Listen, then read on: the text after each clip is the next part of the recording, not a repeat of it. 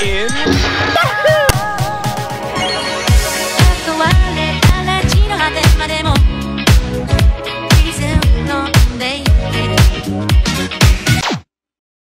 Hello everybody, this is Oliver Pineda with Chunk Light Media reporting from my car. I'm so sorry if you do hear the cars passing by or the birds chirping or the dogs barking. This is way better than in my house. It's much quieter.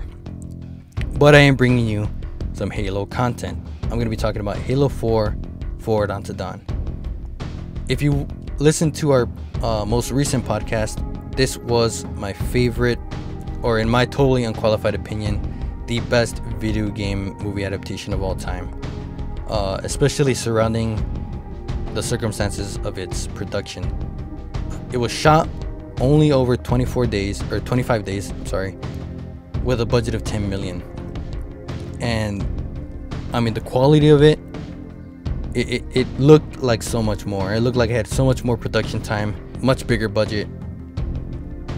This movie captured the setting and just the feeling of Halo. It made you feel like Halo. But a little bit of context surrounding the movie. It came out October 5th, a full month before the release of Halo 4 in November 6th, 2012. So it was used as a way to promote and hype up the release of Halo 4. They've done 2 other live action promotions of video games Microsoft has in the past, with Landfall and The Life. I believe that was Halo 3 and Halo 3 ODST respectively. So they have had some practice in capturing the feel of a live action like Halo production, and I mean it shows. So this movie follows the life, the military training of one cadet, Thomas Lasky. A little bit of context in the Haloverse: Thomas Lasky, or at least in the movie, was a teenager, and in the video games was a full-grown adult. He was a commander of a ship called the Forward Unto Dawn. The movie was set 31 years before the events of Halo 4. So this was also a way to develop Lasky's character before the actual video game. And having watched it again and then played Halo 4 right after, I think it did a perfect job of setting up his character, his motives, his reason for fighting, and his reason for rising up through the ranks. Fighting, I mean, expectation, his own body, things like that. It did a really good job of character development. But like I said, it follows his training in Corbulo Military Academy. This was a coming of age story, I guess, because he, like I said, he battles expectations. In the movie, his mother was a director on ONI's board, which in the Haloverse is kind of like, I guess you could say, the CIA, no, not the CIA, like the Pentagon. They're like the people that make the military's most sensitive, operations or what have you. And also his brother was a special forces in the Haloverse, a special forces soldier classified ODST. So I mean, he has a lot of weight on his shoulders with that much military history in his family, and he does battle that in the movie. At the time I was 12, so I didn't really take this, I didn't give it the respect that it deserved. I later saw this movie in high school and I really related to it. But what I liked most about the movie was the feeling of the environment and the set design. And if you go back and watch the other Halo promotion, live action promotions or whatever, they look really good. And I liked Landfall a lot, but this is just so much more. It captures exactly what I think humanity would be in like 500 years. This is like 500 years in the future. The costume design and the set design are master class. From the forest, from the locker room, the equipment room, the outside of the academy, it all feels very realistic and true to what Halo looks like in the games, especially the human colony parts of the game. The feel and the look of the Covenant is probably the next best thing, because in the video games you don't really get like scared by them unless you're playing on legendary, or it you know, because you almost always play as a Spartan.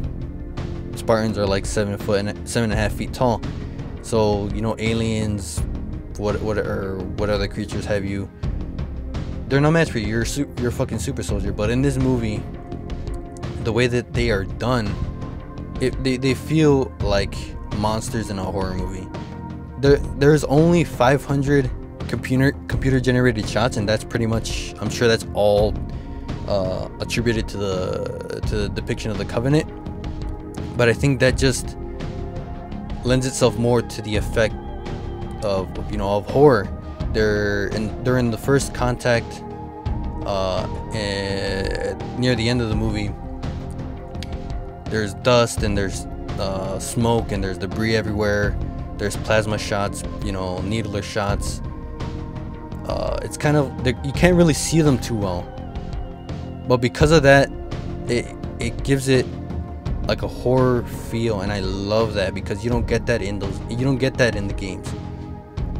These are humans. They can't do shit against like 8-foot reptilian monsters, which are the elites, or hell, even the grunts, which are the smallest enemy. Well, not the smallest enemy, but like probably like the most laughed at or weak enemy in the games.